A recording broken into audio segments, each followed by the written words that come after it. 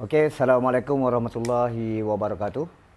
Hari ini hari Khamis 5 hari bulan November 2020. Dan macam mana yang kita janjikan, hari ini kita teruskan lagi live kita untuk sesi hari Khamis ni. Hari ini Zul tak ada. Yang selalu bersama-sama dengan saya, Zul hari ini dia ada hal yang tidak dapat dielakkan. InsyaAllah dalam sesi akan datang dia akan bersama-sama kita lah. Dan di samping tu saya nak cerita juga tentang semalam kita punya live pagi mencapai 5,000 viewer. Terima kasih pada semua yang menyokong dan banyak komen, sampai 300 komen, Alhamdulillah. Jadi saya tak mau nak cakap panjang hari ini. Kita punya fokus sekarang ialah tentang hak milik karya intelek, intelek property. Mungkin kita punya cerita hari ini mungkin agak serius sikit lah. Sebab ini melibatkan carrier. Bersama saya Encik Faizal daripada Teraju Api. Selamat datang Encik Faizal. Terima kasih. Pasal macam serius ni. Itulah. Kita tak patut serius. Kita santai. Okay. Terima kasihlah jemput datang kan. Saya pun tengok semalam live dengan Cik Zaid Kacamata. Pagi tadi jogging. Jogging dulu itulah. Kau jogging kat mana? Jogging dekat Tasik Sedang. Rajin jogging. Itulah. Kita ni itulah pepatah kata Rajin orang sihat nakkan 1,000 benda. Orang sakit nak satu je. Dah sihat je. Nak sihat je. Betul. Dan dia melibatkan banyak belanja. Ya, betul. Okey, so Cik Faizal ni dia mengendalikan servis untuk mendaftarkan karya-karya anda untuk dilindungi. Boleh terangkan sikit tentang apa dia intelek property ni? Okey, asalnya ialah dia untuk orang-orang bisnes lah. Bila bisnes kita nak semua keadaan dalam keadaan yang adil. Yep. So macam ni lah, expertise, macam explainers. Kita nak bangunkan sesuatu brand itu bukan mudah. Ya, macam ni lah, kita kena buat live, kita kena teruk kerja dia. Jadi bila kita kerja teruk, tapi bila benda tu dah jadi terkenal dan juga ada reputasi yang baik. Dalam bisnes ni mesti akan ada yang akan take advantage atas kita punya populariti. Jadi sekiranya kita kerja teruk, kemudian ada pihak lain yang tak buat kerja teruk tu tapi enjoy the same benefit. Oh, sungguh tidak best. Jadi benda tu jadi tak adil lah. Sangat tidak adil. Sangat tidak adil. Dia untuk memastikan dirinya lebih adil, jadi dia kena wujudkan satu sistem. Bila intelek property ni mula kesedaran untuk orang mendaftarkan hak karya ni? Bila dia mula di negara kita ni?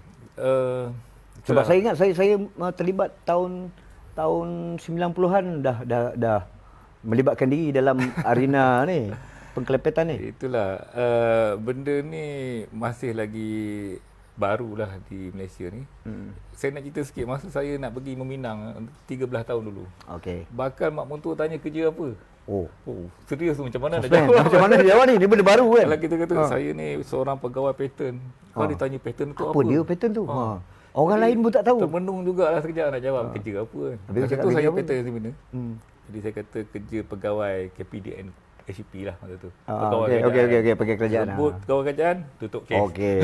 Ini terjamin lah. Jadi kita pun tak boleh nak salahkan macam Piramdi dulu dia tak tahu IP. Memang masa tu Piramdi tak IP? Dia ada IP tapi IP dia owned by company lah. Okey, kita tak sebut company tu. Tapi maknanya syarikat memiliki keseluruhan karya-karya dia. Yes, more than 90% lah. So maknanya dia tak ada hak langsung kat atas karya. Okey, sekiranya ada cara tak? Sekiranya lah kita diupah oleh syarikat untuk membuat satu karya. Jadi karya itu akan jadi hak milik syarikat. Contohnya seorang designer, dia design BMW untuk BMW. Sekiranya dia berhenti kerja, design itu akan jadi hak milik BMW. Mana dia di-assign? Dia di-assign, dia bayar gaji untuk buat kerja tu. Kecuali lah kalau dia kata saya ni freelance, saya nak portion ataupun ada agreement yang ada perbincangan, itu lain. Tapi kalau dia makan gaji untuk buat satu kerja tu, termasuklah freelancer, itu adalah jadi hak kepada orang yang mengupah. Sekarang ni dekat Malaysia banyak ke orang trademark karya? Okey. Itulah dia ada banyak kategori of karya lah. Ada orang berkarya dalam muzik, ada orang berkarya dalam mencipta lukisan, ada yang membuat drama, ada yang buat macam-macam logo. Semua karya-karya seni. Jadi dia ada kategori-kategori lah. Contohnya logo, expertise, expertise tu dia bawa kategori cap dagangan. Mana dia trademark dengan patent? Dia ada trademark, copyright, patent. Trademark, copyright, patent. Okey, kita nak tahu trademark dulu apa. Okey. Trademark ni dia untuk tujuan dia untuk bila pembeli tengok satu barang, dia boleh tahu siapa yang buat barang tu. Okey, tu trademark. Itu trademark. Dalam apa tu TM Oh, ataupun TM. R. TM atau R. Apa beza TM dengan R? Semalam saya dapat lagi soalan. Apa beza TM kecil dengan R dalam bulatan tu kan? Dia buat sendiri ke tu? Buat sendiri. Buat sendiri. Okey. TM tu siapa-siapa pun boleh pakai. Okey. Jadi walaupun tak daftar, kita boleh letak Boleh letak TM, tak ada masalah. Okay. Daftar ke tak daftar ke boleh letak TM. Tapi kalau R kecil tu, tu jangan. Itu kalau dah dapat sijil baru boleh pakai R. Maknanya satu karya tu dia kena pergi daftar dulu. Kena daftar dulu. Daftarkan dulu. Macam trademark tu dia pergi daftar, dah dapat sijil baru boleh pakai R. Kalau tak silap saya lah, kalau kita gunakan R dalam bulatan tu tanpa pendaftaran, contoh dekat baju ni kan, baju topi kita pakai Splinters R, tapi tak pernah daftar. Selai kena denda RM500. Sehelai. Okey. Jadi kiralah kalau ada 100 helai, RM500,000. Tapi kalau TM tak apa. TM tak apa. Dia boleh letak TM, tak ada masalah. Tak ada masalah. Dan tak ada urusan surat-surat sijil semua tak ada. Tak perlu. Okey. TM tu siapa-siapa pun boleh letak. Faizal TM. Tapi kalau C copyright tu copyright pun mesti R tu. Yang R tu mesti berdaftar dan dapat sijil. Baru dia boleh letak R tu dalam produk dia. Kemudian trademark, kemudian patent tadi. Okey, patent ni pula adalah dia macam hierarki. Patent ni satu yang harta intelek yang lebih complicated lah dan lebih sukar sebab dia melibatkan sains. Inovasi. Dulu bangun pagi orang gosok pakai batang ranting pokok. Yang apa tu? Sugi macam sugi tu. Okey. Tapi lama kelamaan orang kaji, gigi kita perlukan fluoride supaya nafas kita berbau segar apa semua tak. Jadi kajian demi kajian ada penambahbaikan. Jadi wujudnya lah ubat gigi. Okey. Jadi ubat gigi itu semestinya ada pencipta dia. Jadi pencipta dia tu nak cipta ubat gigi tu kadang-kadang makan 3 tahun, 4 tahun. Jadi kalau katalah tiada perlindungan atas kerja dia 3 tahun tu, orang lain pun boleh enjoy kopi lebih easy. Maknanya dia akan patentkan dia punya ramuan ubat gigi. Bahan ubat gigi tu. Okey, macam mana dengan dia punya katakan packaging, kotak dia? Okey. Katakan ubat gigi, dalam dia tu adalah patent. Patent ni yang dia punya ingredient lah. Okey. Kemudian dia punya kotak dia tu, katalah kotak dia tu dekat situ dia ada cetakan lah. Okay, cetakan itu adalah copyright. Okey. Cetakan tu adalah copyright dia. Mana dia kena patentkan dia punya content. Dia punya packaging. Bekas dia. Dan macam mana kalau katakan dia keluarkan pula produk lain macam let's say katakanlah merchandise, barangan. Dia katakan dia buat ubat gigi, kemudian dia ada pula dia keluar produk mark ubat gigi tu. Okey. Yang itu ke macam? Okey, kalau kita isi kandungan ubat gigi tu patent, dekat dia punya drawing ataupun lukisan kotak tu copyright dan dia mesti ada jenama kan. Colgate ke Dali ke, itu adalah dia punya trademark dia. Okey. Tiba-tiba Dali ni katakan dia nak buat t-shirt pula. Bawa barangan pula kan. Jadi dia kena register baru atas kelas yang baru. Buat lain pula. Buat lain, satu lagi. Okey. Jadi tidak semestinya kita daftar sekali. Kita boleh pakai semua. Buat macam-macam. Tak, dia terbahagi kepada 45 kelas. Oh, banyak. Pakaian kelas lain. Pakaian pula dia ada pecah pula 3. Headgear, baju dengan baju tidur. Baju tidur tak termasuk dalam pakaian. Oh, baju tidur lain? Baju tidur dia kira apa? Lingerie. Okey. Pakaian dalam, seluar dalam itu lain. Oh, lain kelas dia? Lain kelas. Oh, kenapa macam tu? Sedangkan dia sama juga dia pakai. Itulah dia. Material dia mungkin dalam sistem kita pakai classification international punya. Di bawah UN lah, United Nations. Dia orang yang decide apa kelas yang dipakai satu dunia. Oh, maknanya patent dan trademark ni terpakai untuk worldwide? Yes, yes. Tapi kalau kita daftar di Malaysia, dia hanya dilindungi di Malaysia sahaja. Okey, bila kita nak ekspor barangan ni keluar, Kita kena daftar kita di kena luar. daftar untuk luar. Yes. Itu kita buat di Malaysia ke ataupun kita buat kat luar? Saya sebagai patent dan trademark agent ataupun design agent, maknanya bagi kat saya boleh. Ada Tolong servis tu? daftarkan Ada servis tu? satu dunia kita boleh daftar. Boleh buat? Boleh buat. Tolong. Dan dia punya charges tu ada ke charges yang macam lokal ke ataupun international ni ada lain sikit? Dia macam ni. Ada negara yang lebih murah daripada Malaysia, tapi ada negara yang lebih mahal daripada Malaysia. Okey. Dia masalah dekat currency lah. Macam di Singapura, mestilah lebih mahal daripada dekat Vietnam. Kalau Zimbabwe murah lah. Zimbabwe mungkin satu lori lah. Kena bawa duit. Bawa dia satu. Bawa satu lori baru dapat patent satu. Wah, teruk macam tu. Itu belum nak beli lori lagi. Okey, so kita dah ada trademark, patent. Kemudian apa satu lagi tadi? Kita panggil? Copyright. Copyright. Okey. Macam mana pula copyright ni? Supaya orang lebih faham lagi. Copyright ni apa dia? Okey. Copyright ni. Copyright ni dia untuk lindungi karya-karya seni lah. Dia bukan jenama, dia bukan sains dan teknologi yang menyelesaikan masalah teknikal. Okey. Dia adalah satu karya seni yang kita perlukan kreativiti untuk hasilkan lah. Contohnya kita buat lagu, lirik, novel. Sajak boleh ke? Sajak boleh Sajak pun boleh. Boleh. Saya pergi kursus patent di Shanghai 2 tahun lepas. Masa tu belum ada COVID lagi lah. Dan kami dibawa ke mahkamah harta intelek. Yep. Rupanya di Shanghai ni, dia orang sangat respect harta intelek. Saya pergi kedai, nak cari barang macam terlompat memang tak ada. Tak ada? Tak ada. Sebab dia orang punya hukuman untuk pencuri harta intelek ni sangat Sepatutnya di Malaysia buat macam tu. Kalau tak ramai orang tak nanya kan. Maknanya kalau dia kopi jumpa di kedai-kedai, dia orang enforcement dia sangat kuat dan dia efficient. punya hukuman dia tinggi. Jadi masa saya pergi ke mahkamah tu, kebetulan tengah real perbicaraan masa tu. Rupanya perbicaraan masa tu menceritakan tentang plot drama. Oh. Okey, plot drama tu dia buat, okey, ada ni mak mertua, filem kedua mak mertua pun ada. Dan ada kekasih lelaki dan perempuan. Ini jalan cerita lah Jalan ni. cerita, nama lain. Tapi dia punya flow cerita dia tu, plot dia tu. Plot itu pun dilindungi oleh copyright tu. Itu pun di copyright. Yes. Habis macam mana kalau kita buat satu cerita tiba-tiba kebetulan sama? Kalau dia kebetulan sama tu lah kita akan tentukan di mahkamah lah. Kita kata kita buat dulu, dia kata dia buat dulu. Jadi kita akan tengok siapa ada bukti, siapa buat dulu. So macam mana dia copyrightkan dia punya karya? Dalam bentuk adakah dia buat salinan kopi kemudian dihantar banyak tu dicop setiap muka surat ke macam mana? Good question lah. Dia sebenarnya copyright ni dia tak perlukan pendaftaran, dia automatik. Automatik. Utusan Malaysia, Berita Harian, dia tak perlulah pergi daftar every day. Okay. Tapi jika kita buat contohnya skrip, tapi kita tak ada bukti yang skrip tu kita buat. Contohnya kita buat skrip, kita hantar kepada satu channel TV. Dia orang pun baca dalam masa sebulan.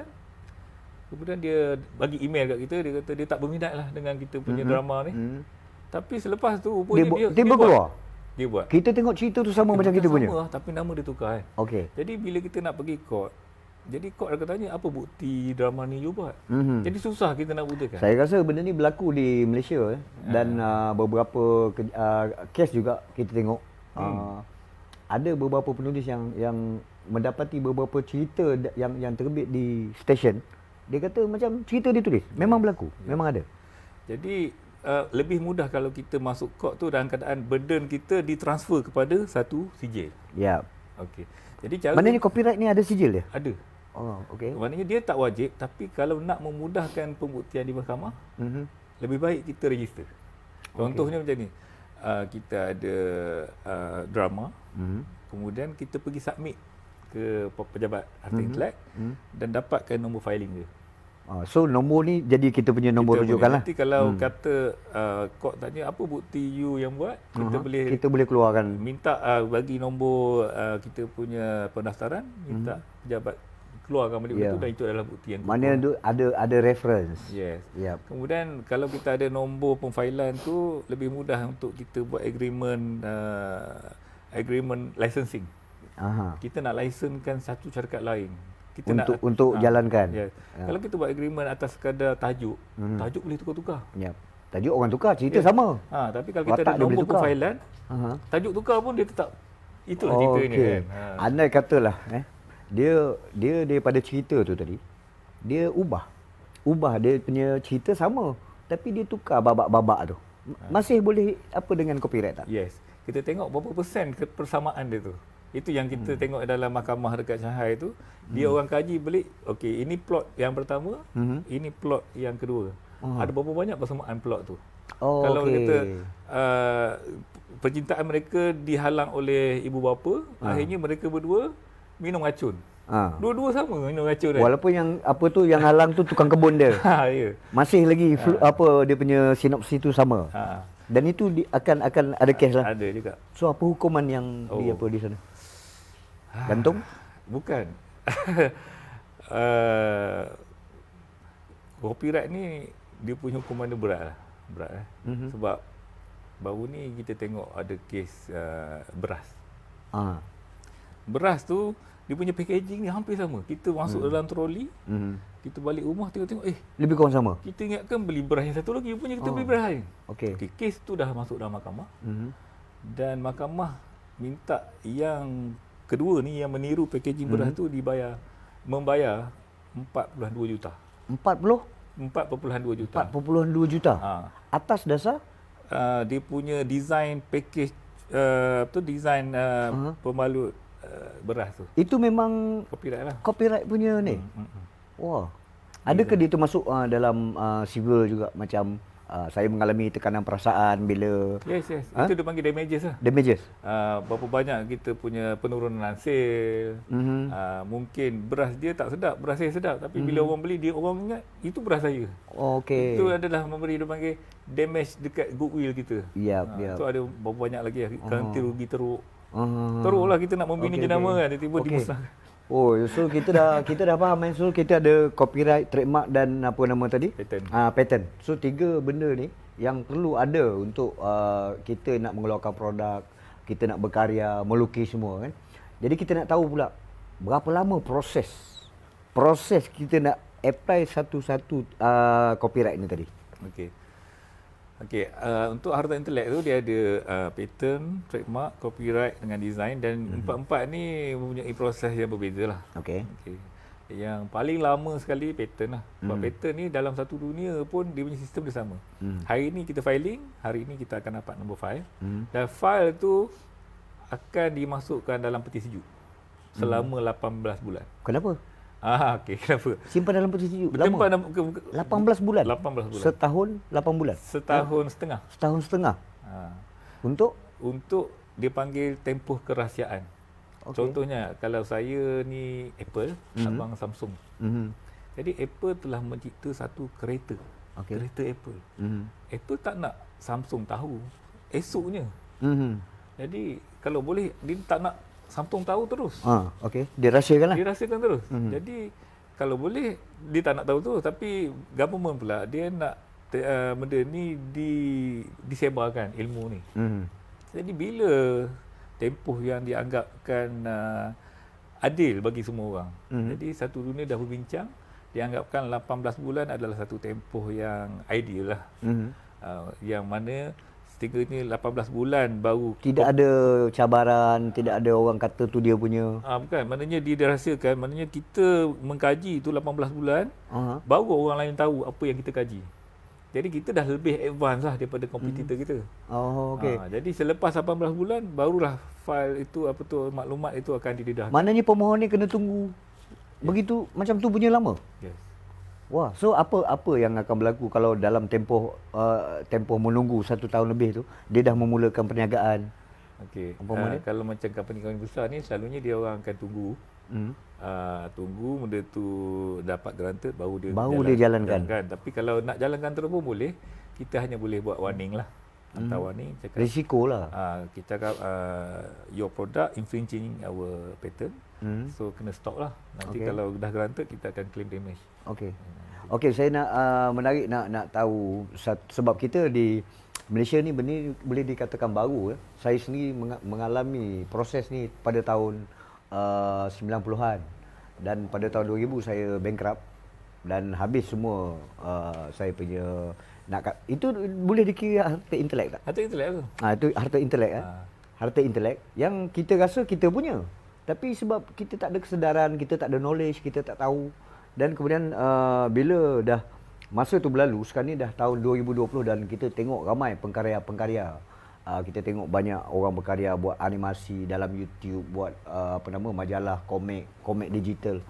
Jadi timbul tanda tanya pada pelukis-pelukis ni, pengkarya-pengkarya ni, macam mana kalau dia nak daftar dia punya karya ni? Okay. Apa persediaannya? Apa yang dia perlu bawa? Okey, kalau nak kita pendaftaran, kalau contohnya brand, trademark, pertama sekali kita kena isi borang. Okay, borang tu ambil kat mana? Borang tu boleh ambil dekat internet pun ada. Okay. Boleh download? Borang pun cuma. Oh, okey. Cuma nak hantar kena bayar. Oh, hantar berbayar. Mana kita download, kita ambil lah, download berapa banyak tak kisah. Download lah tebal ni pun tak apa. Okay. So dalam borang tu apa yang dia kena pertama sekali dia kena ada nama. Nama owner trademark tu. Yang kedua ialah alamat dia. Kemudian apa yang paling penting sekali? Data-data peribadi dia lah. Dan yang paling penting sekali, kita kena letak apa logo ataupun nama yang kita nak register. Dan yang kedua yang paling penting ialah bidang apa yang kita nak protect. Contohnya kalau kita buat satu jenama nak bentuk kasut. Kasut je. Jadi kita kena bagi tahu bidang-bidang kita. Katalah dia buat komik. Dia buat satu komik dalam sebuah komik ataupun buku dalam jumlah katakan 120 muka misalkan. Jadi dalam komik tu dia ada banyak karakter. Mungkin dia pakai 10 karakter, 15 karakter. So adakah setiap karakter tu perlu didaftarkan? Okey, good question lah. Contohnya kalau kita tengok The Lord of the Ring Lord of the Ring, dia adalah satu novel asalnya. Di situ novel itu ditulis oleh Tolkien. Tolkien ni dia yang tulis. Jadi copyright tu milik Tolkien lah. Tapi dia telah dia telah dilisenkan kepada dia panggil apa? Peter Jackson. Peter Jackson ni pengarah filem. Lord of the Ring.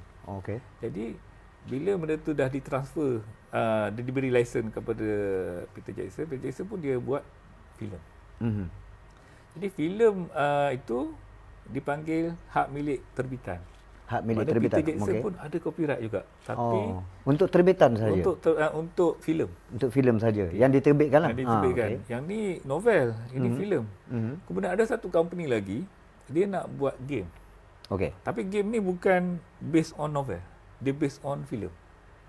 Jadi dia kena minta kebenaran daripada Peter Jackson untuk dapatkan game. Kenapa tak daripada author? Dia ada berperingkat lah. Maksudnya kalau game itu based on novel, dia kena minta kepada novelis saja. Tapi kalau dia based on filem, dia kena minta dua-dua. Yang ni kena minta, yang ni kena minta. Maknanya dua-dua akan dapat Tak imbuhan. lama selepas tu, Peter Jackson buat lagi filem, bukan tajuk dia Lord of the Ring. Tajuk dia apa? The Hobbit. Jadi The Hobbit ni ada dalam Lord of the Ring. Dalam Lord of the Ring. Jadi mana dia keluarkan karakter tu? Dia keluarkan buat satu filem lain. Buat satu filem lain. Jadi Lord of the Ring dia register setiap karakter yang dekat dalam tu. Sama juga macam George Lucas lah. George Lucas dia trademark everything. Lightsaber. Dia punya pedang cahaya keluar tu. Jangan guna sembarangan sebab lightsaber telah didaftarkan. Saya jumpa banyak kat pasar malam tu. Kat pasar malam jual RM5, RM10 ni. Lightsaber, Luke Skywalker, itu semua karakter. Dia punya tu topeng apa tu? Darth Vader apa semua tu. Star Wars punya merchandise dia jual more than 3 billion all over the world. All over the world setiap tahun. Wow. Maknanya merchandise punya income lebih banyak daripada filem punya income. Apa yang memastikan dia orang bayar kalau all over the world? Katakanlah satu negara, let's say Belanda, keluarkan satu produk Star Wars yang berkaitan, let's say dia buat satu topeng dia. So macam mana dia ambil tindakan untuk tu? Masa saya pergi ke Jepun untuk kursus IP jugalah. Ada seorang penceramah ni, dia adalah lawyer IP. Jadi sekiranya ada masa tu kes Ultraman. Ultraman. Ultraman ni popular. Jadi banyaklah dipanggil apa figurin Ultraman ni. Model-model kan. Jadi ada kilang yang mengeluarkan Ultraman tiruan. Wah, Okey, sama? Uh, Ultraman yang sama? Ultraman yang sama. Jadi saya tengok pun tak tahu yang mana satu. Serupa dia buat? Sebab orang Jepun ni kalau okey. ditiru dengan bersungguh-sungguh. Okey. Kadang-kadang- Bersungguh, dia kerja bersungguh. Kadang-kadang yang tiru tu lebih berkualiti Lagi best daripada yang original tu. Jadi dia ni dah pergi ke kilang tu untuk buat rampasan lah. Okey. Dan rupanya kilang tu dilengkapi dengan senjata api. Oh, Masya Allah. Berlaku letupan semua kan. Dia lari. Lawyer ni lari sebab ada tembak. Mana ini sindiket besar? Sindiket besar, multi-billion punya sindiket. Okey. Lah. Jadi untuk memastikan Owner ni lagi? bukan owner, lawyer dia. Dia kata itu Lawyer yang menguruskan apa itu ni? last dia jadi yang tu lah. Untuk Lepas kes tu, ni? lepas tu dia buat patent dengan trademark dia. Oh, bahaya juga. Untuk pejabat Ini, je, saya ini ada dia punya dark side juga. Yes. Oh, ya, Sebab ada benda dark side ni bila juga. melibatkan multi-billion punya industri, Dia dia akan protect dia punya duit lah. Jadi kalau macam Hasbro apa semua tu kan, dia ambil license daripada karakter-karakter kartun untuk buat apa panggil patung semua tu. Jadi dia kena make sure yang tak ada orang lain yang selain daripada dia mengeluarkan Produk yang sama. Kalau tak ada orang lain yang kena jaga kecuali kita sendiri. Kita sendiri yang kena aware benda ni. Kita kena make sure barang kita tidak ditiru. Dilindungi. Kalau Maknanya kalau kita nampak dekat mana-mana, kita sendiri take action. yes. Okay, cara yang pertama ialah kalau di Malaysia kita kena tahu siapa yang meniru tu. Yang kedua, Kita kena ambil bukti lah. ambil bukti dan kita kena tahu. Yang ketiga, kita kena ada sijil. Yang CJ pendaftaran. mengatakan produk tu kita punya. Yes. Kalau tak ada CJ, kita tak boleh buat laporan dekat KPDN, penguatkuasa. Yang keempat, kita kena buat senarai apa perbezaan produk tiruan dengan produk kita. Yang kelima, kita kena ada akuan bersumpah. Submit kepada bahagian penguatkuasa dan mereka akan tentukan tarikh untuk dibuat rampasan lah. Oh, jadi kalau kita pergi tu orang kata tegaplah sikit. Tegak tapi kita ada CJ pun tak ada. Ya, betul. Memang pergi nak buat laporan pun tak boleh. kita cakap ni saya punya kan. Dia kata apa bukti awak punya? Kan itu yang saya Jadi mereka pun takut tersalah rampas. Ya, betul. Bayangkanlah orang tu tak buat salah, Nanti kena saman balas pula. sama balas pula. Jadi dia orang tak nak ambil risiko tu. Ya, betul. Jadi kita nampak ada dia punya risiko yang tinggi juga kat situ. So berkaitan dengan apa nama tadi, pengkomik yang nak mendaftar tadi, soalan saya tadi tentang kalau kata dia ada banyak karakter dalam satu komik, perlu tak dia daftarkan ke semua karakter? Dia bergantung kepada pengkarya itu meletakkan harga, berapa harga dia anggap satu karakter tu. Kalau dia kata dia rasa benda tu bernilai bagi dia, dia kena register lah. Tapi kalau dia kata kalau kos pendaftaran lebih mahal daripada harga karakter tu, yalah, kadang-kadang dia rasa benda ni buat pun sekali je tak boleh laku kot kan. Selalunya macam tu. Pada mula-mula memang dia tak ada harga, tapi lama-lama tiba-tiba benda tu hype pula. Yes. Dan disal kan. Jadi so dia kena daftar, selalunya daftar lah kan. Kena. Kalau pada saya lah, kalau benda tu macam terlalu banyak karakter, ambil watak utama dulu. Contohnya kalau macam Upin Ipin, banyak dekat ubat gigi, selalunya ada kan. Maknanya kalau sing tu lambat sikit lah. Takkan nak letak sing kat ubat gigi kan. Jadi dalam banyak-banyak karakter, pilih karakter utama yang ada commercial value dia. Ada ke kalau dia daftarkan buku, satu buku dia tu, katakan dia buat apa nama trademark untuk satu buku, buku tu katakanlah atas satu tajuk dia katakan kambing tajuk dia. Dia daftarkan buku tajuk kambing ni 50-60 muka surat ni, automatik akan melindungi konten dalam tu. Yes, yang tu dinamakan copyright dan segala yang terkandung dalam buku tu adalah jadi hak milik kepada yang si pengkarya lah. Termasuklah segala macam lukisan ke ada, tapi nama tak termasuk. Oh, nama lain? Nama lain. Sebab nak protect nama, kena register trademark. Macam tadi, walaupun George Lucas dia dah buat Star Wars, buku Star Wars. Tapi dia still, Skywalker tu dia pergi register. Anakin pergi register. Dia register Darth juga? Vader pergi register. Sebab benda tu semua bagi So dia punya author tadi pegang copyright? dia pegang semualah. Maknanya copyright dia boleh daftar dan juga trademark dia. Dua-dua dia akan pegang? Dua-dua dia akan pegang. So katakan pihak yang ketiga ya, dia ambil, kemudian dia buat filem, kemudian ada pihak lain pula buat merchandise. So author ni ada right tak untuk dapat apa daripada tu? Keuntungan daripada tu, apa ni? Sebenarnya dia harta intelek ni sama macam harta-harta yang lain. Contohnya saya ada kereta. Kemudian saya bagi abang pinjam. Saya buat Grab. Jadi Saya peniaga kan? saya kata abang pakailah free. Boleh ke tak boleh? Boleh kan? Jadi kalau sama hati telek pun macam tu juga. Sekiranya kita boleh bagi kepada orang percuma, jadi percuma lah. Tapi kalau macam kita nak minta bayaran, kita kena buat agreement. Buat agreement kata, okey abang saya nak bagi abang pakai saya punya kereta, dia buat Grab. Tapi setiap bulan abang bayar saya RM1,500. Setuju? Setuju sign. Atas rundingan. Atas rundingan dan kita mutual ikat, understanding. Yes. Kita buat agreement dan juga tanda tangan, dua-dua bersetuju. Okey. Sama. So sekarang ni berbalik pada tadi. Proses macam mana seorang pengkarya ni nak daftar dia punya trademark. Lepas dia borang tadi dah siap. Dia Bila akan borang tu dah siap, kemudian kalau copyright bawa sekali satu salinan. Hantar kepada borang tu tadi. Okey. Kalau trademark Lukisan dia. Kita gunting kita punya logo apa semua Lukisan tampal. tu. Kita punya brand kita tampal dan submit, bayar apa tu fee. Kalau patent ni boleh kita sikit sebab dia kena ada buat description lah, tebal description dia tu. Okey, semuanya kita boleh hantar. Tapi itulah, semalam saya ada baca buku. Tajuk buku tu Who Not How. Okey. Maksudnya dia kata instead of kita nak tahu semua benda, lebih baik kita tahu siapa yang boleh buat benda tu. Lagi senang dia cut shot. Betul. Daripada kita saya nak setuju. berhentikan kita punya kerja untuk nak fikir benda yang di luar bidang kita, lebih baik serahkan kepada orang yang betul-betul pakar dalam bidang tu lah. Betul. Jadi sebab itulah company Terajuk IP ni ditubuhkan, sebab kami ada pengalaman lebih daripada 17 tahun lah dalam bidang ni. Dulu Cik Faizal dengan Maipo kan? Ya, saya memang ada experience. Asalnya kami bertiga, dari saya, Cik Azlan dan Puan Syurati, memang daripada Maipo. Kemudian kita nampak ada satu lompang lah kat situ, bahawa orang ramai ni sebenarnya sukar nak pergi daftar ni sebab pertama nak kena study. Believe me, kalau isi borang pun susah. Bukan setakat borang susah. Borang ada 3 jenis. Tak tahu yang mana satu. Kita pun tak tahu, nak kena buat research, nak kena. Kalau trademark tu ada 3 jenis borang, TM2A, TM2B, TM2C. Borang apa tu? Saya pun dengar tak tahu. Borang A tu apa? Kalau dia ada syarat, kalau macam ni kena borang ni.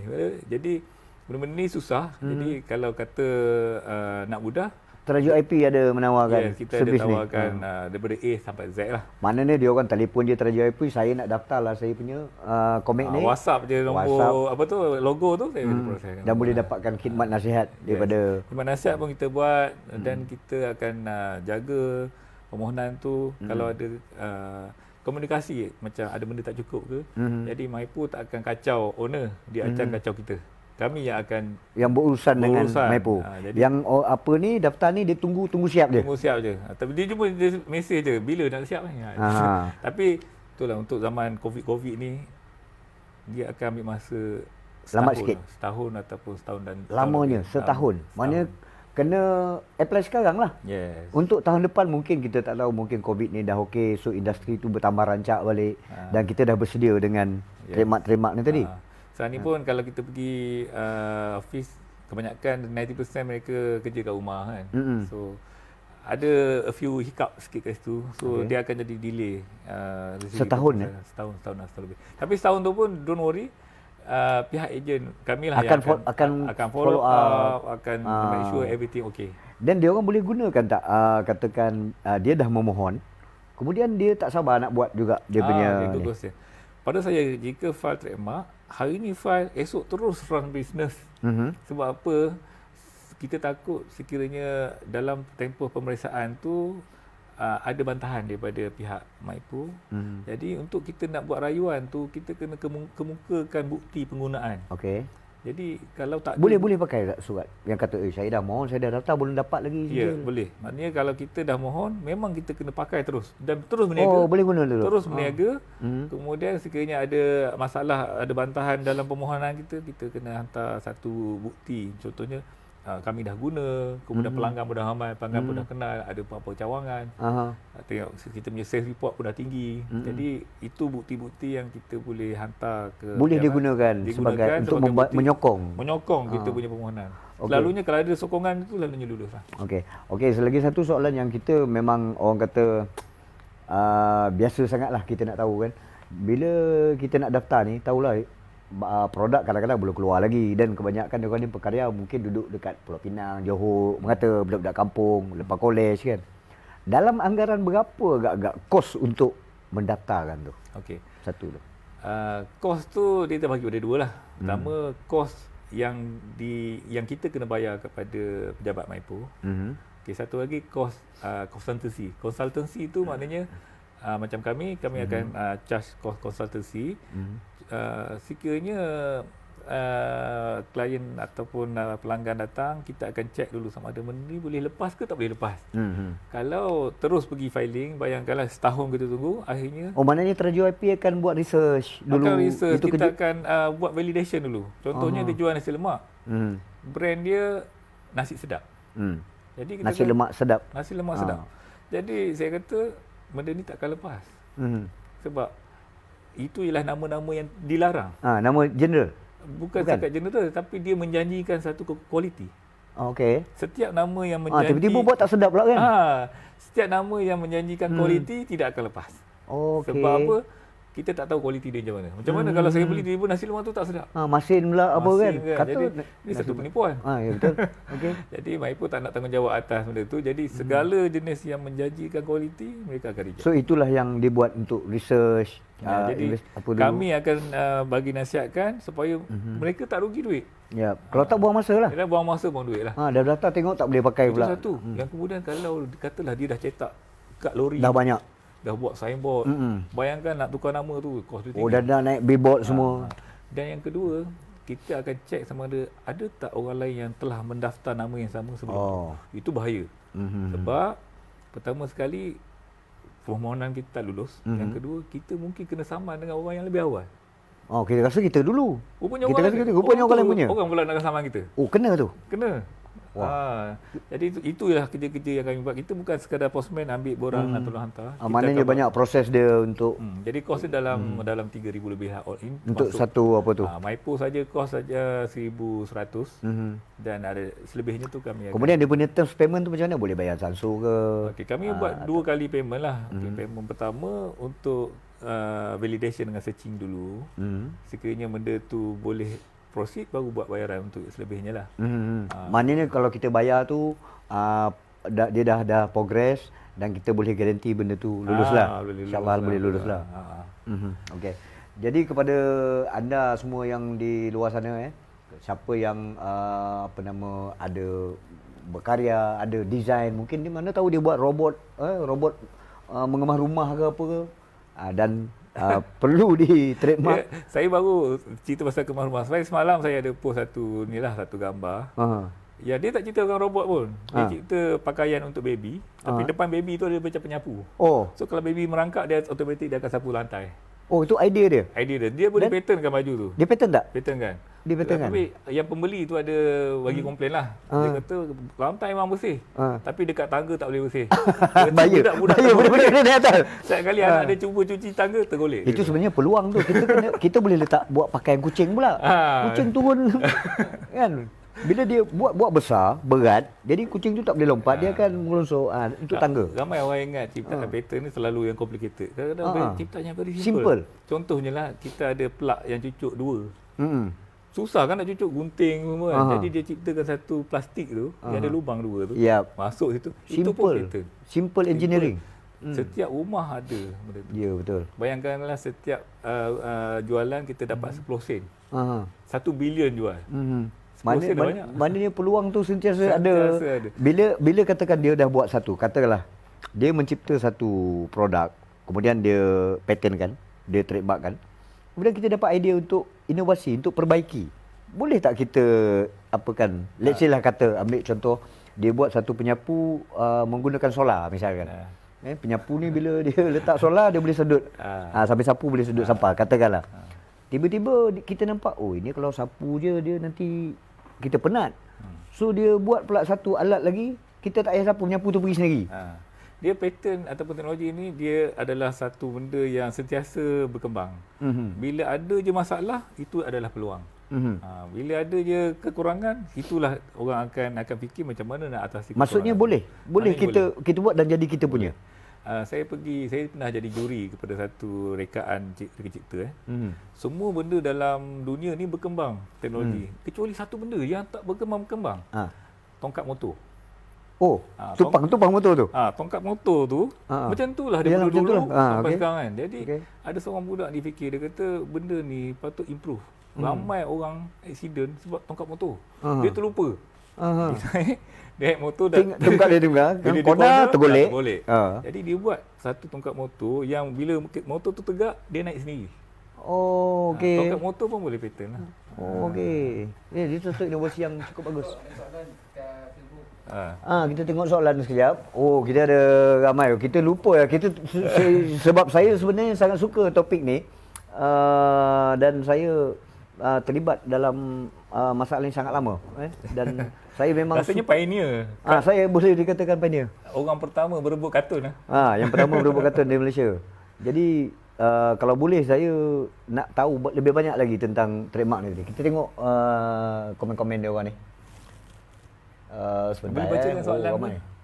Kita baca, kita boleh baca kat sini. Banyak ni, dah ramai dah masuk ni. Kita terlampau leka bersembang sampai kita lupa ni. Kita shout out sikit. Siapa ni? Zamri Jalal, Zurazak, Frankie Ngumbang, Isham Sani, Tuan Iwan, Heta, Suha Sky Blue, Sheikh Ahmad. Lama Datuk Bola Lipan ni, Datuk Bola dia Datuk dah jadu sampai. Oh, ni dia bagi dialog daripada Dem Ramboy punya dululah. Keset yang pernah buat. Itu pun masalah trademark juga tu. Cik Muhammad, Pai Pak Rat dan Kamarhiza, Muhammad Khairul Hashim. Oh, ramai. Hadi Abdul, Suhaila Hashim, Pali Yus. Oh, terima kasih semua yang datang pada pagi ni. Soalan bawah sekali. Ini banyak ni soalan ni. Wah, saya kena scroll. Ramai rupanya. Baca kan? Boleh bacakan tak soalan dia? Apa dia tanya apa ni? Dalam konteks Malaysia, apakah tindakan yang boleh dibuat jika kita mendapati trademark, patent, copyright kita disalahgunakan oleh pihak lain?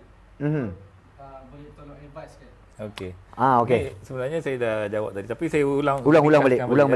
Mungkin sebenarnya harta intelek ni sama macam harta lain. Contohnya kereta kita kena curi. Kemudian kita pun menangis dalam bilik. Jadi tak ada apa tindakan yang dibuat. Jadi kalau kereta dapat sedih je lah. Jadi kalau kereta kita kena curi, kita sendiri kena pergi report polis. Bertindak Pergi report polis, buat siasatan, nanti barulah polis boleh siasat. Sama juga sekiranya trademark kita orang yang pakai tanpa kebenaran. Jadi kita kena buat report lah. Jangan report dekat Mahipu. Mahipu ni macam JPJ je. Tempat daftar. Pergi report dekat penguatkuasa harta intelek. Dia penguatkuasa dia macam-macam. Tapi dia ada khas penguatkuasa. Tapi kita sendiri kena bertindak. Mana sendiri. bila dia katakan orang ambil, kita kena pergi ambil gambar ke, beli barang ke sebagai bukti.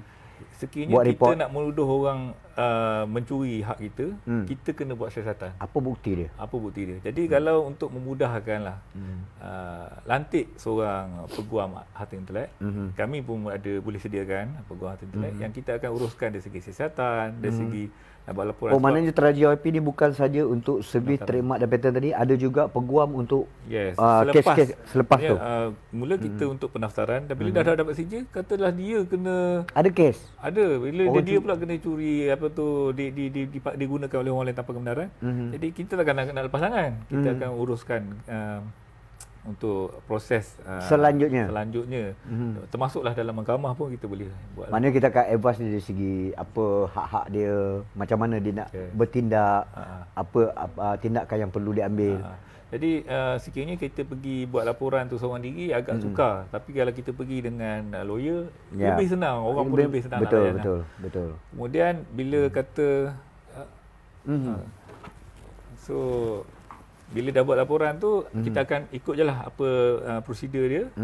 Dan selepas buat rampasan, baru kita boleh masuk ke mahkamah untuk tuntutan. Macam tu tadi, dia kira macam mana? Bila katakan dia berurusan dengan Teraji IP, so sijil dia dikeluarkan oleh Maipo. Dia akan ambil, maknanya sijil ni dia akan ambil di Teraji IP lah. Teraji IP akan kirim ke macam mana? Kami akan serahkan sijil tu kepada pemilik dia lah. Dia akan datang ambil ataupun tak, post? Kami post. By post lah? Post, kalau rumah dekat kita bagi boleh bantu bayan lah, boleh minum teh kan. Ini kita soalan lagi. Ya, soalan. Apakah hukuman maksimum yang dikenakan pada pesalah IP di Malaysia? Okey, menarik ni. Okey. Kalau undang-undang trademark Hmm. trademark, sekiranya satu kedai ni menggunakan trademark yang dilarang. Hmm. Kemudian owner trademark tu buat laporan dan penguatkuasa datang rampas. Rampas barang-barang Jadi, yang jadi ada. Sehelai baju, sehelai baju ni dia boleh kena RM3,000. Wow. RM3,000 tu selai. Kali jumlah berapa Kali yang jumlah, ada? kalau ada 100, 3,000 dah 100, Wah. 3 juta Tak payah kira, memang banyak. Banyak lah. Memang banyak. 300,000 Saya itu lah. Saya dah terbayang dah. Kalau satu pun 3,000, saya tengok baju yang banyak tu pun dah. 3,000, banyak. kalau 1,000 helai 3 juta lah. Tapi kalau 100 helai 300,000. Boleh bankrupt tu. Itu duit tu bukan dapat kepada owner trademark tu, bukan. Oh. Dia akan dapat kepada kerajaan. Oh, kerajaan pula dapat duit tu. Kerajaan dapat duit. Kenapa? Sebab itu adalah undang-undang. Sebab mereka datang rampas. Yang kita owner ni kena saman dia di mahkamah pula. Sekali lagi. Oh. Jadi dekat Yang kita bayar beratus-ratus ribu tu dapat kat kerajaan. Yang orang bayar RM100,000 tu dapat dekat kerajaan. Jadi yang owner ni kena Owner dapat apa? Dapat kena saman sekali lagi di mahkamah. Saman tu saman macam lah berapa banyak yang dia nak Oh, saman. lepas tu itu termasuklah tadi yang kemurungan saya Yes. tak boleh tidur malam apa semua kan. So orang yang melanggar trademark ni sebenarnya dia kena punish 2 kali lah. Oh, 2 kali lah dia kena. 2 kali Satu dia kena. dengan kerajaan ni dia kena bayar tadi, kemudian dengan owner Yes. tu tadi. Oh, menarik. Owner sendiri kena sama dengan Yes. Pertama KPDN rampas dan juga compound. Sekali lagi owner kena bawa ke mahkamah dan sekali lagi saman. Macam kita accident langgar tiang ni lah, tiang tepi jalan tu kena bayar tu, tiang tu. Bukan free tu. Sebab tu kadang-kadang kalau ada orang jual CD dia tak rompak kan. Tiba-tiba penguasa datang, dia tinggalkan semua. Biarlah. Maknanya nak Kalau tak satu tu 3,000. 3,000. Wah, patut dia lari. Patut kita. Itu kalau 3,000 tu trademark, tapi kalau satu CD untuk copyright mungkin dia boleh letak 10,000 ke. Memang tak berbaloi. Dia bawa kadang-kadang kita tengok dia bawa situ tu dalam terpawai kan. Dah apa tu? Raga kecil tu dia pergi kita dekat tempat makan apa. RM10, RM10, RM5 kan. Dan lebih membimbangkan lagi kalau dia jual CD lagu. Dia bukan ikut CD, dia ikut lagu. Wah, pula. Satu lagu RM10,000 kata. Kalau dalam tu ada 10 lagu, Kira sendiri. 10,000. Kalkulator pun dah tak boleh kira. 10,000 kali 10 lagu. Macam tu. Itu yang dia lari tu. Oh, betul lah. Sebab memang kes ni berlaku di tempat karaoke. Karaoke tu kena dalam 10 juta. Masya-Allah. Sebab setiap lagu yang dalam karaoke tu semuanya dia kena. Atas sebab trademark tadi. Copyright. Copyright tu tadi. Wah. Jadi kita nak nasihat juga bukan kepada user, pengguna, tapi kepada penjual-penjual apa ni, eloklah lari tu kan. Kalau tak bankrupt lagi sekali. Yang bagusnya harta intelek ni, kalau kata kita ada harta yang boleh dipegang, katalah kita ada rumah, kita hanya boleh sewakan kepada seorang. Tapi kalau kita ada harta intelek, kita boleh lisenkan kepada unlimited. Kepada banyak. Contohlah saya dengan Cik Azlan ada buat buku cara-cara nak mendaftar trademark secara online. Kita buat kerja sekali je. Tapi jualan tu dia akan Continuously. Continue.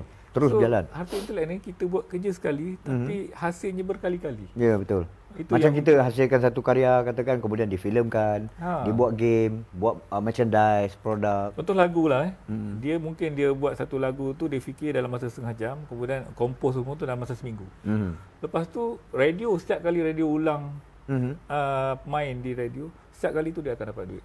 Itu di radio, di TV, kalau di Spotify, di YouTube. Semua tu mendatangkan income kepada orang yang mengkarya tu. Ada soalan lain tak yang daripada ni? soalan saya sendiri. Dia tengok kita punya kru pun berminat juga sebab dia benda menarik. Contohlah kalau saya designer tapi saya nak buat baju untuk kumpulan artis lah. Saya nak kena pakai logo dia. Saya kena minta permission artis juga. Okey, soalan yang baiklah. Soalan dia ialah macam mana dengan keadaan designer yang freelance ni. Okey. Seperti mana yang saya cakap tadi, sekiranya kita freelance, kita diupah oleh orang untuk membuat satu karya. Jadi karya itu walaupun kita buat tapi hak miliknya jatuh kepada orang yang mengupah kita. Dia assign. Assign. Assign. Okey. Sekiranya kita buat perjanjian lain. Contohnya kita yang design, tapi kita yang membenarkan orang lain pakai. Itu maknanya designer tu punyalah. Tapi dia kena trademark dululah. Hasil katakan dia buat satu design, kemudian dia trademark dulu. Dia daftar dulu. Dia daftarkan dulu. Kemudian dia bagi orang lain pakai dan dia tu jadi hak dia lah walaupun dengan syarikat tu kan. Betul.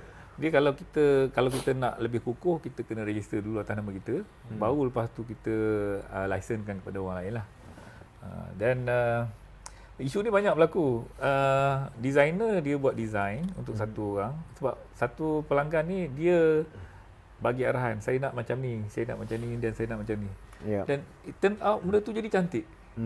Bila jadi cantik, dia menggunakan konsep yang sama untuk klien yang kedua. Jadi asalnya idea tu daripada klien pertama. Dia gunakan template yang sama untuk klien kedua, ketiga, keempat. Jadi itu menduga ceritakan klien yang pertama lah.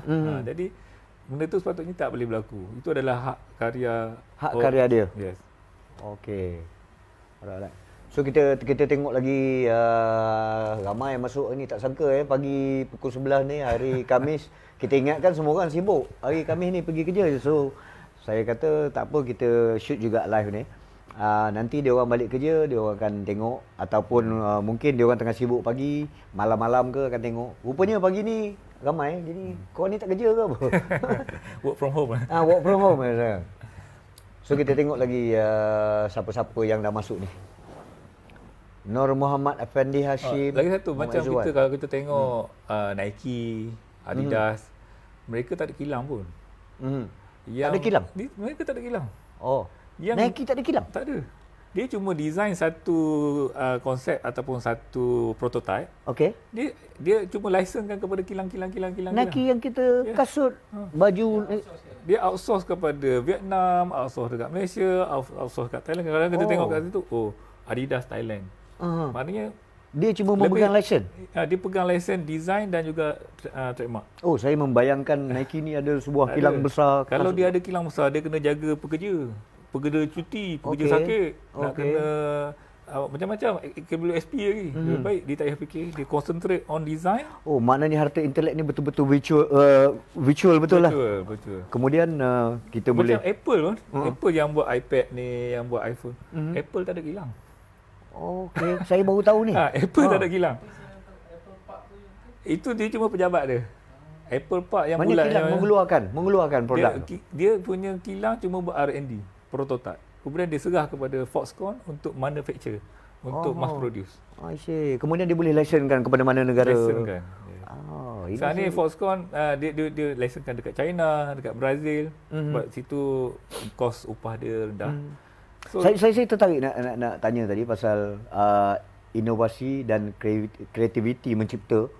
Boleh tak kita cipta satu barang yang mungkin tak ada lagi, kita bayang-bayang, umpamanya lampu terapung ke ataupun apa, benda tu tak ada, tak wujud pun lagi dan kita pun tak tahu macam mana. Tapi kita nak daftarkan. Boleh tak? Okey, itu termasuk dalam kategori patent lah. Patent ni sebenarnya dia untuk perlindungan idea. Bila sebut idea tu, benda tu tak semestinya ada. Walaupun kita hantar permohonan dekat pejabat MIPO tak pernah minta barang tu. Dia tak tengok barang tu. Bayangkanlah kalau semua orang kena wajib hantar barang. Ada orang cipta kapal selam. Takkan nak kena hantar. Nak bawa kapal, teruk nombor kapal. Punya kapal selam nak hantar. Dia nak simpan kat mana? Belum buat lagi dah bankrupt dia. Kan? Belanja nak bawa kapal tu pun dah. Dia benda patent ni sebenarnya dia protection idea. Tapi idea tu mesti convincing. Benda tu tidak melanggar hukum fizik. Contohlah. Menasabah dan juga kita kena explain macam mana dia boleh macam tu. So that bila orang lain baca, boleh repeat dan jadi. Okey. Contoh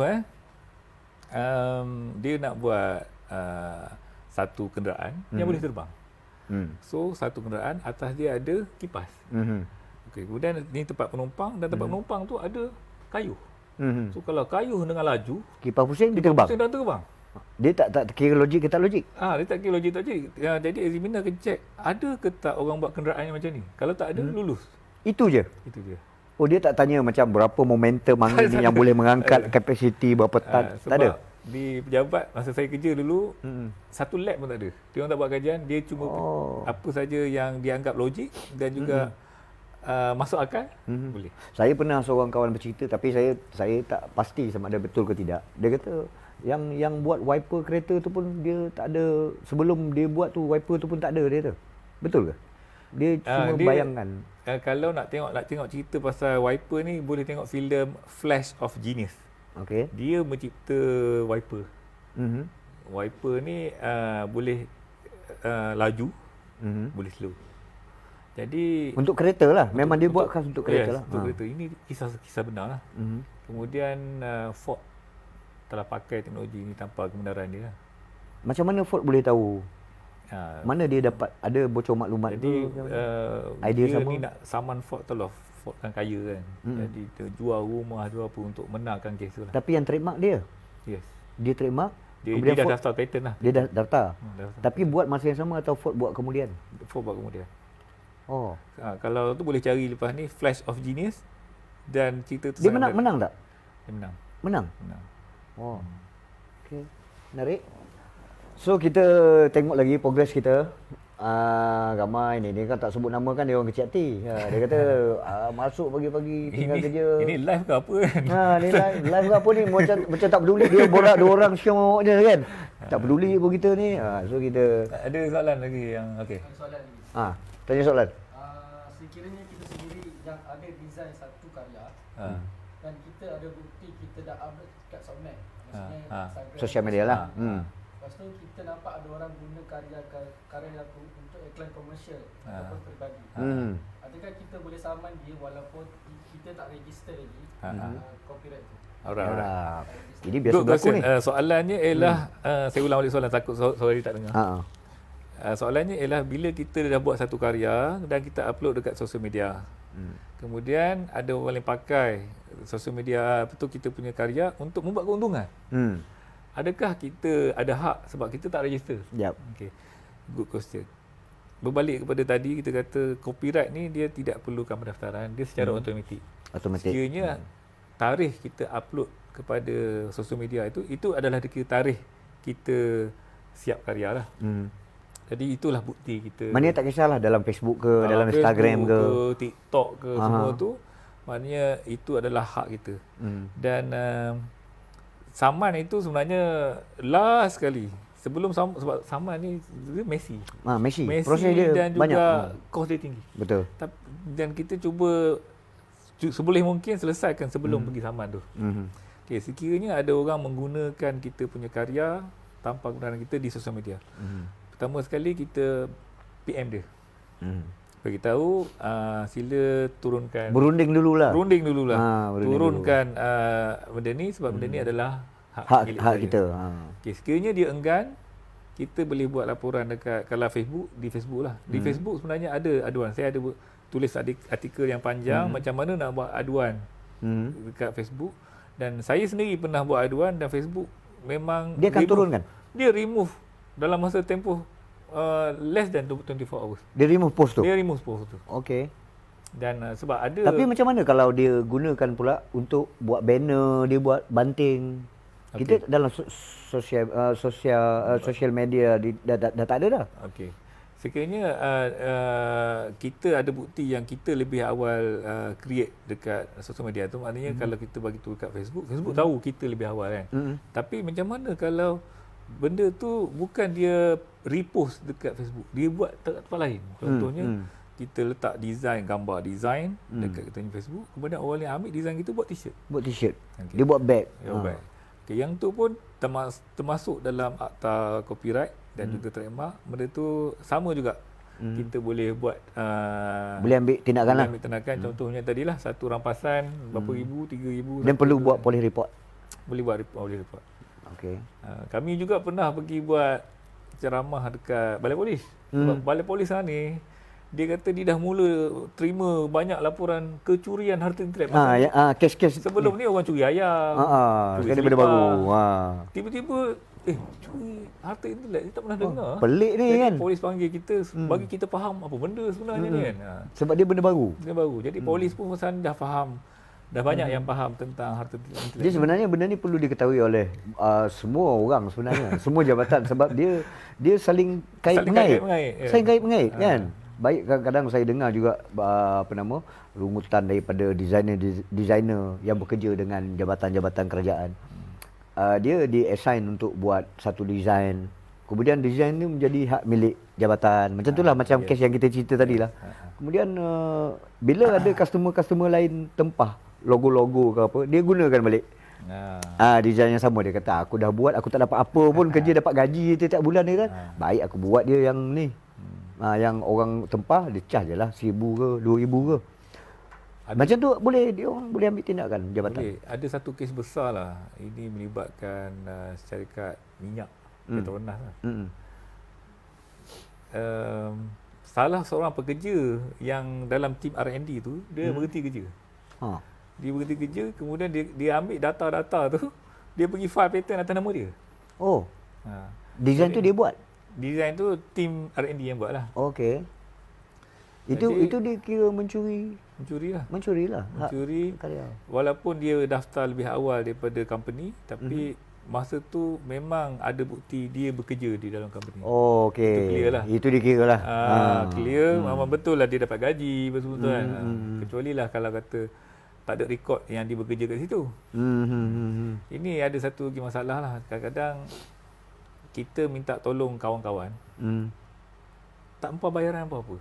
Okey. Kemudian benda tu boom. Benda tu meletup. Jadi kawan kita ni dah start minta bahagian dia lah. Kita kata, saya upah you. Mana upah? Tak bayar apa? Jadi benda ni real berlaku. Dia ada minta tolong jiran dia, tapi jiran pun tolong percuma. Tapi benda tu boleh datangkan benda tu favor lah. Favor je. Favor lah boleh tu. Datangkan keuntungan. Ini idea aku ni tu kan. Datangkan jutaan ringgit. Jadi pihak yang menyumbangkan idea tu akan minta bahagian dia. Dia nak portion dia pula. Sebab dia tak ada bukti yang dia diupah. Okey. So ini kita perlu bagi perhatian yang agak serius sebab inilah dia medium dia sekarang ni dalam era 2020 ni.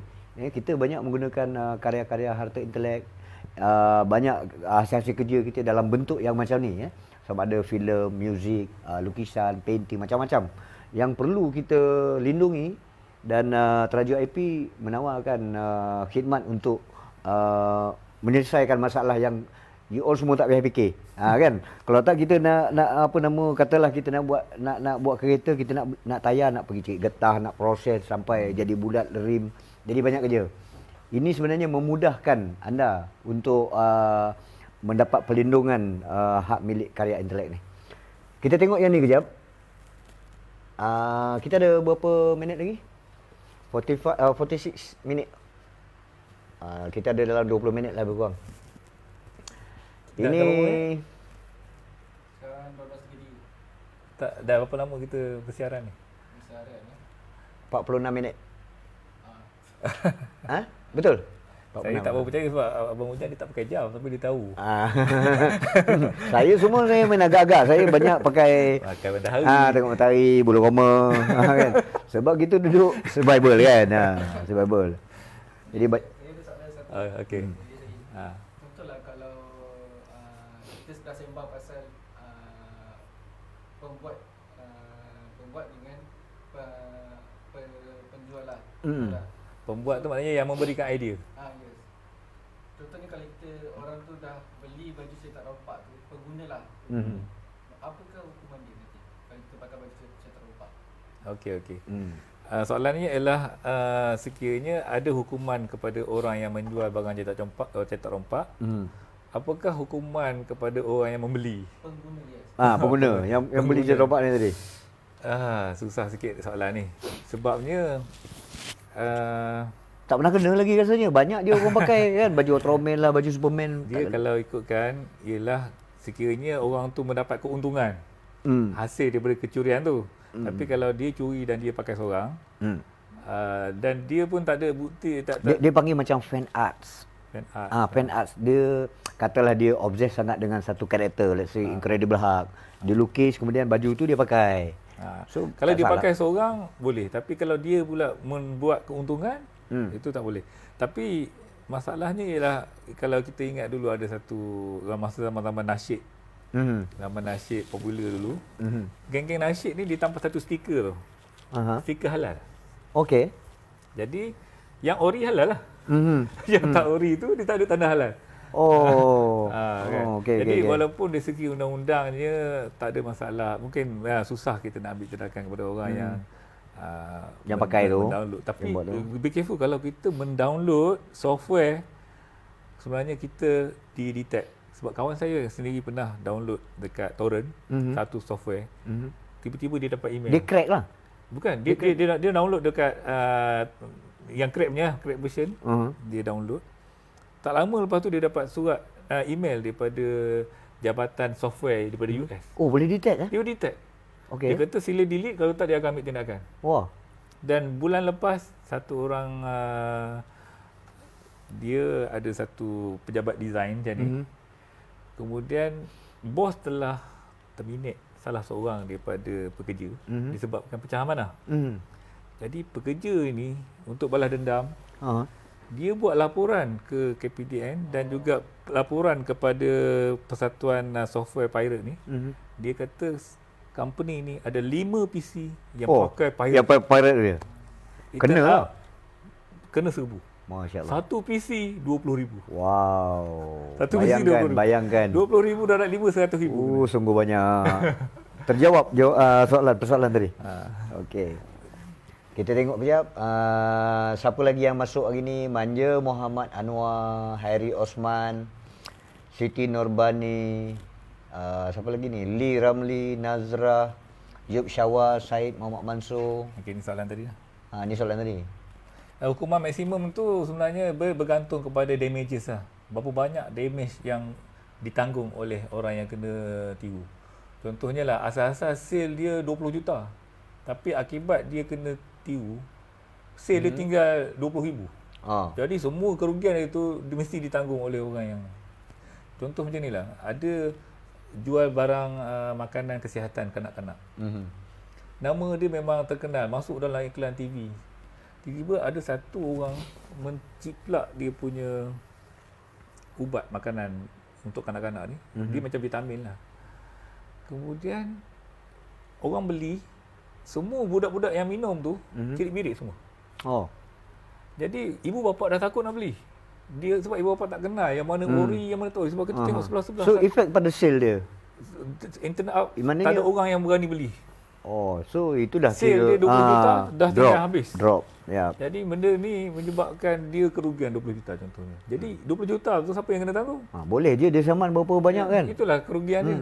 Jadi nak kata berapa maksimum tu dia unlimited. Berapa banyak damage yang ditanggung oleh dia boleh ada-adakan cerita. Dia kata lepas dia bankrupt, lepas tu fikiran dia rosak. Fikiran dia rosak. Dia tak nak makan tak lalu. Tidur dia tak lena. Itu semua tidur tak lena berapa harga dia? Banyak.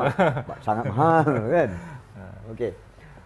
So kita buka juga soalan kepada pembaca pula, kita punya follower yang ada pada pagi ni. Kalau ada kemusykilan boleh tanya. Ada soalan sila. Soalan daripada Alesha. Soalan, macam mana kalau orang tiru design dan harta intelek kita kemudian diubah sikit-sikit untuk kita pakai? Okey. Ada lagi untuk pakai ke untuk jual? Untuk dipakai. Dah jawab tadi, kita dah jawab. Kalau pakai tak apa. So macam ni kita nak ambil tindakan dan buktikan dakwaan kita tu. Sebab ada kes shopping mall yang kita hantar proposal design booth pada dia untuk dapatkan kelulusan menguruskan event dan tapak, tapi projek tu tak dapat, tapi bulan depan design tu digunakan. Sama macam kes ramai. Samalah. So soalan dia tadi, dia hantar proposal kepada Pasaraya, proposal tu ditolak, tapi rupanya dipakai. Dia dipakai. Dia ubah sikit. Okay. Tapi dia tahu tu idea dia lah. Jadi itulah dia. Pada pendapat saya lah, sebelum kita hantar apa-apa proposal, lebih baik kita register dulu. Daftarkan dulu. Buktikan dulu bahawa itu kita punya. Sebab selalu sangat jadi proposal ditolak tapi sebenarnya dipakai. Memang selalu jadi. Jadi kita nak mengelakkan benda-benda macam ni lah. Okey, satu lagi melibatkan pertandingan. Pertandingan kena baca term and condition pertandingan. Contohnya pertandingan mencipta logo. Kita pun okey, saya setuju. Semua tik-tik okey. Rupanya dalam term menjadi hak milik penganjur. Kalau term and condition dia kata semua permohonan adalah menjadi hak milik penganjur. Itu maknanya kita dah agree. Kita dah serahkan kita punya itulah. Yes. Wah, untung penganjur macam tu. That's why ramai penganjur yang pertandingan esei sebab semua tu akan jadi hak milik. Kalau macam tu saya pernah dengar satu cerita umpamanya kalau katalah kita ada sebuah hotel katakan. Kita ada sebuah hotel, jadi hotel kita tu 5 tingkat. Kita nak decorate, nak beli painting dalam hotel kita tu misalkan lah. So bila kita nak beli painting dah tentu mahal. Kan? Satu mungkin 4,000, 5,000. So kita anjurkan pertandingan melukis watercolor hotel. Jadi semua orang lukis hotel ni. Dalam clause tu dia letak semua hak karya menjadi hak milik penganjur. Automatik katakan masuk 500 orang, ada 500 painting. Habis dia pertandingan, dia bagi hadiah mungkin 1,000, 2,000. Dia dapat 500 painting untuk letak dalam hotel dia. Lepas Dia boleh buat tak? Boleh buat. Dan juga dia boleh buat live macam ni, lelong. Ya, dia boleh bid pula. Dia dapat lagi banyak. 100 up 50 kan. Jadi inilah yang perlu dia bagi perhatian serius oleh ramai orang pekarya tak ni. baca term and condition kemudian dia marah kemudian. Dia hidden ni. Kena baca dan fahamkan dulu. Sekiranya term and condition tu bahasa Inggeris, minta dalam bahasa Sebab yang kita sebenarnya malah nak baca. Malah nak baca. Saya kalau beli macam kata kita beli tab, beli apa kan dia ada banyak banyak. dilarang masuk dalam air, tak baca. Oh, tak baca. menyelam. Kita pun agreed kan. Lepas tu bawa pergi menyelam. Punah kan. Memang selalu berlaku macam tu. Kena faham apa term and condition. Baru kita tak rasa teraniaya lah. Ya. Saya selepas melalui kejadian-kejadian yang ngeri macam ni tentang copyright, trademark semua ni, dan yang ke depan ni lebih berhati-hati. Explainer ni kita dah daftarkan juga. Okay. Saya daftarkan dengan Traju IP juga untuk keselamatan dan melindung kita daripada anasir-anasir subversif ni. Sijil pun kita dah bagi Sijil pun saya dah dapat. Nanti saya akan tunjuk sijil saya. Mungkin saya akan buat vlog nanti. Tunjuk sijil dalam bilik kucing. Kan? Jadi orang tengok ni sijil saya Esplantes kan. Dan kita rasanya masa kita tak lama lagi ni. Ada lagi 46 minit. 46. Kita ada 10 minit, 13 minit. 14 minit. Kita sejam je. Nak tutup pukul 1. Dah boleh tutup dah ni. Sebab kita tak boleh lama sangat. Orang pun nak pergi lunch kan. Orang pun nak pergi lunch, nak solat zuhur dan ada banyak aktiviti. Dalam 17 minit. Okey. So ada soalan lagi ke? Tengok soalan. Soalan daripada Zul Razak. Yep. Abang Zul. Okey. Apa soalan dia? Soalan tambahan. Berapa lama pencipta boleh pegang pattern sesuatu ciptaan? Ada time frame? Okey, good question lah. Good. Soalan yang baik daripada datangnya daripada orang yang baik-baik jugalah. Okey, dia ada trademark, copyright dan juga patent. Satu lagi design. Okey, untuk trademark ni dia punya perlindungan ni forever. Sampai bila-bila. Trademark. Contohnya Esplantes sampai bila-bila walaupun abang dah meninggal pun masih lagi. boleh diwariskan kepada anak-anak semua ataupun company. Selagi mana kita bayar renewal fee setiap 10 tahun. Oh, maknanya 10 tahun kita bayar hidup balik. Dia tak habis-habis. Coca-Cola dah berapa ratus tahun tak habis-habis Ya, pun. betul. Okey, tapi kalau copyright different. Copyright dia boleh bertahan sehingga pengkarya tu meninggal tambah 50 tahun. Oh, ini Apa jadi selepas 50 tahun? Benda tu akan jadi hak orang ramai. dia boleh diwasiatkan. Of course lah. Sebab tu dia kata lepas meninggal plus 50 tahun. Kalau tak boleh wasiat 50 tahun tu untuk siapa kan? Memang harta intelek ni boleh difaraidkan. Boleh diwasiatkan.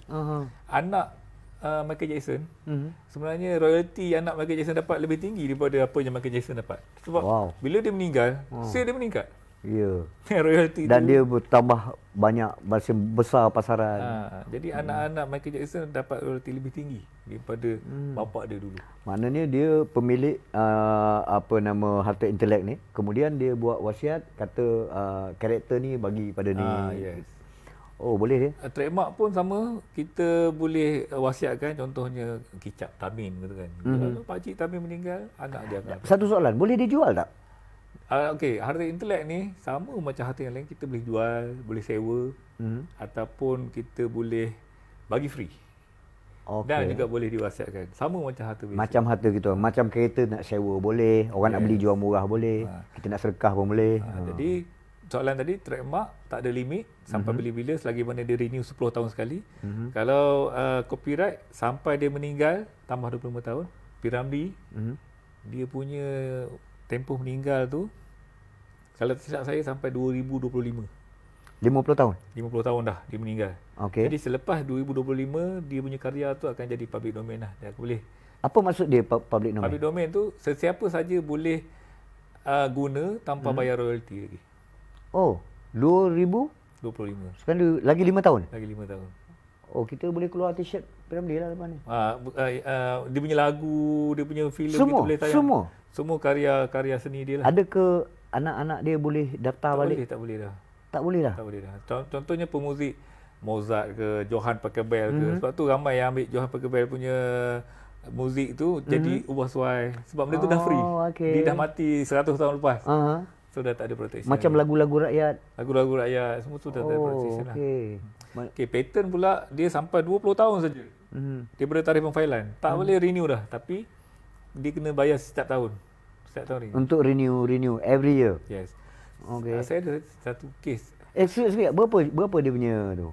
Untuk renew tu berapa? Murah je. Kalau trademark tu dalam ratus-ratus lah. Affordable lah. Affordable. Bayangkanlah 10 tahun tak sampai 1,000. Murah lah. Oh, murah. Protect kereta pun berapa kan? Ya, betul. 10 tahun sekali mah. Okay. Tapi patent different tau. Patent dia kena bayar setiap tahun. Dan setiap tahun tu meningkat. Oh, Sebab dia kata, oh you renew setiap tahun lah. Macam you buat make money. makin lama makin tinggi. Tinggi. Wah. Sampai 20 Tapi tahun. dia memang orang guna untuk industri kan, mass Sampai production. 20 tahun, that's it. Hmm. Sebab tu paracetamol dah habis lah. Kalau kita tengok dulu Panadol je. Sekarang ni macam-macam brand keluar. Sebab paracetamol tu dah habis dia punya patent. Dan orang lain boleh buat yang boleh super, buat yang kopi sebiji, seakan-akan. jenama hujang pun boleh. Panadol untuk sakit kepala. Oh, mana dia dah tak ada hak lagi dah. Dah tak ada hak. Paracetamol dah habis. Tapi kalau orang dia masih hidup, Memang masih hidup. oh. Macam abang buat satu patent. Sedangkan teknologi- idea tu idea dia. Yes. Tapi tak boleh ke macam katakan dia dah lepas tempoh tu 20 tahun. 20 tahun. Kemudian anak dia buat satu company, anak dia apa balik, design balik yang sama Dia kemudian kena improve. improvise. Contohnya Panadol untuk sakit kepala dah habis. Nampak tak Panadol buat untuk muscle pain, Okey, joint pain, ya, menstrual ya, pain. ya, Dia kena ya. improve. Baru dia kena sambung dia punya patent tu. Ya. Oh, maknanya daripada ciptaan sakit asas kepala. lepas 20 tahun dia berinovasi. Dia Inovasi. tambah sikit dan dia hidup lagi. Dia bukan hidup lagi, ditambah dia kena file yang baru. Boleh lah. continue lah. Jadi paracetamol Mana dia kena daftar balik semula? daftar balik semula. Okey. Tapi dia memegang lagi jenama dia tu. Macam design pula different juga. Dia kena renew setiap 5 tahun. Tapi maksimum 4 kali renew je. So 25 tahun lah. Kalau nak tahu Ferrari Enzo, dia punya design tu dah expired. Oh, kita boleh buat Ferrari. Kita boleh buat Ferrari. Admin standby, admin tolong catat kita besok. Ya, besok saya akan keluarkan modal sikit kita buat Ferrari pakai untuk enjin marahin. Kelisa. Enjin Kelisa yang mampu milik oleh semua rakyat. Apa? Ferrari. Ferrari yang Enzo, Yang- dia punya shape dia tu dah habis production. Betul. Sekarang Sekarang dah habis. kita kena buat Ferrari lah.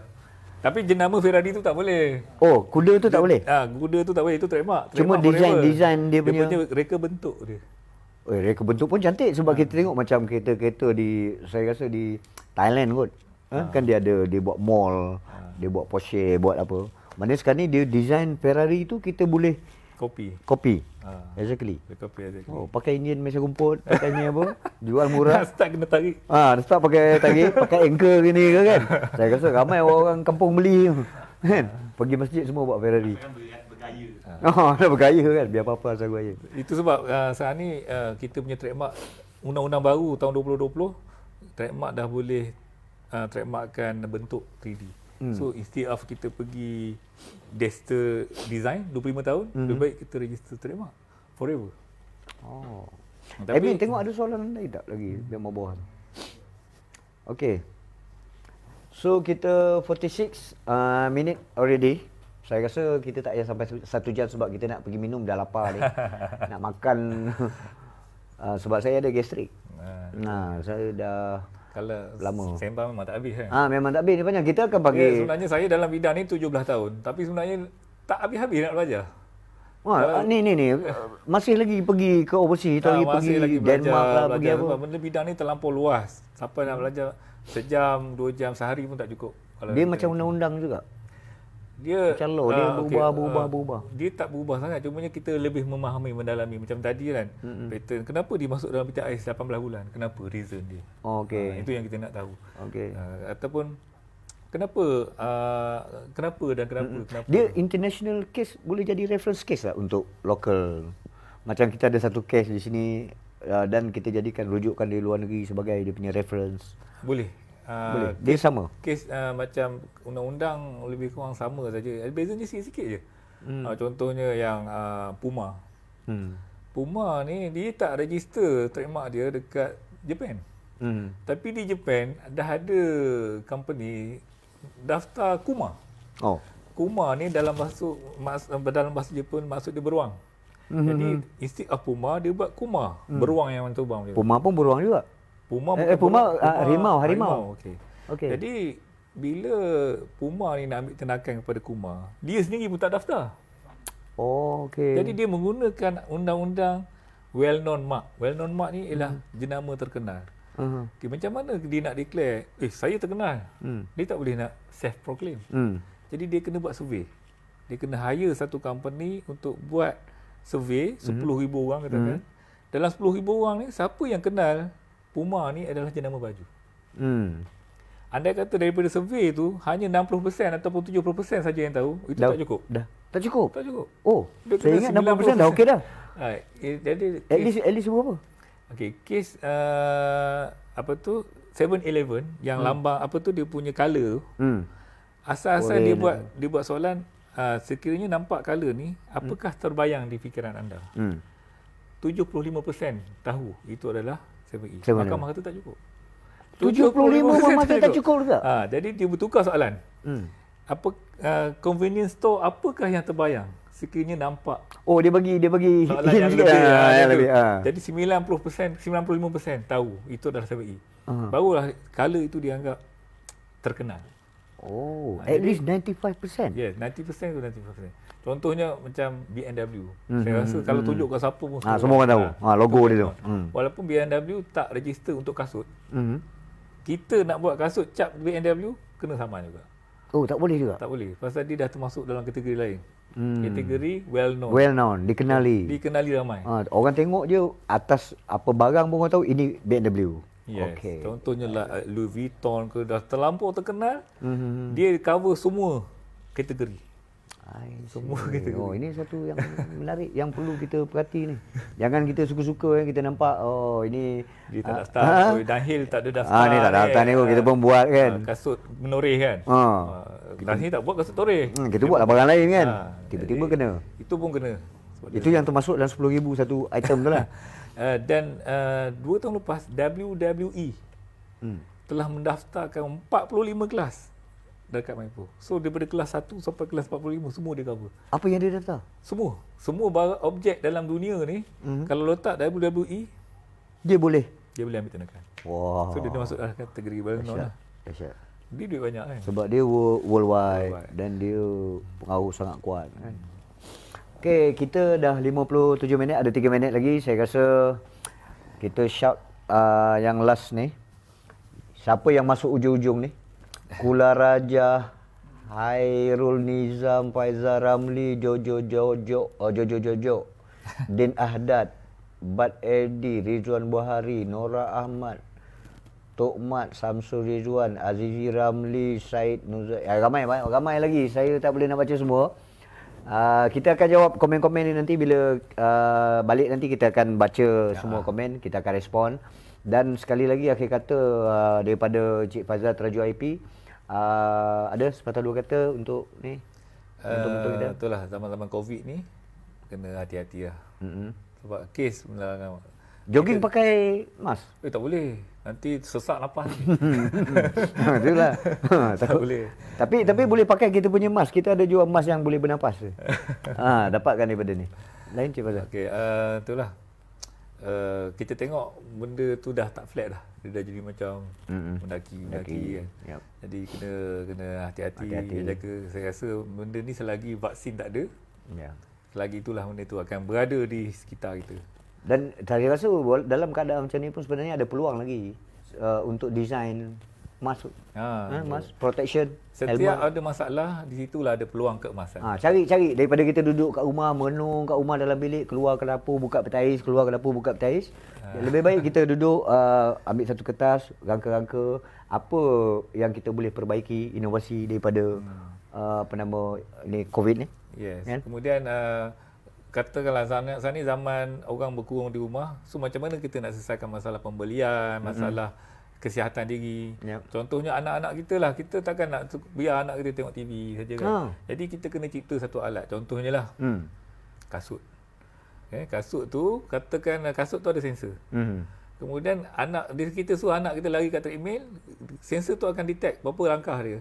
Jadi benda tu boleh convert kepada berapa minit dia boleh tengok TV.